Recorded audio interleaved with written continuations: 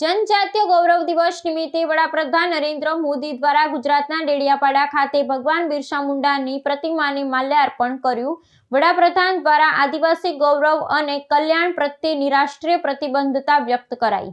જનજાતીય ગૌરવ દિવસના પાવન અવસરે વડાપ્રધાન નરેન્દ્ર મોદીએ ગુજરાતના ડેડિયાપાડા ખાતે હાજરી આપી વીર સ્વાતંત્ર્ય સેનાની ભગવાન બિરસા મુંડાની પ્રતિમાને ભાવપૂર્વક પુષ્પાંજલિ અર્પણ કરી હતી।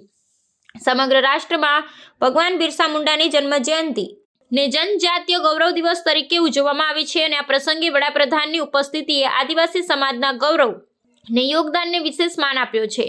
આ કાર્યક્રમમાં રાજ્યના અનેક મહાનુભાવો અને આદિવાસી સમાજના અગ્રણીઓ પણ જોડાયા હતા।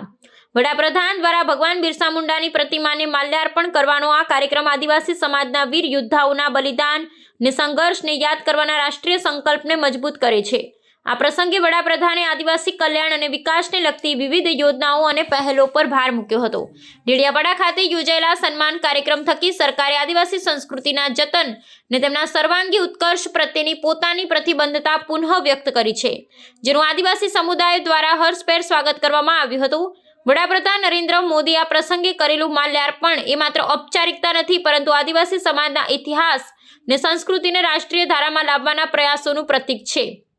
આ પગલું સમગ્ર દેશમાં જનજાતીય ગૌરવ દિવસની ઉજવણીના મહત્વને વધારે છે, તેમજ આદિવાસી સમાજમાં નવો ઉત્સાહ અને સકારાત્મકતા લાવે છે। આજના કાર્યક્રમ બાદ સરકાર દ્વારા આદિવાસી વિસ્તારના વિકાસ અને કલ્યાણ માટેના ભવિષ્યના કાર્યક્રમોને વધુ ગતિ મળશે તેવી અપેક્ષા છે।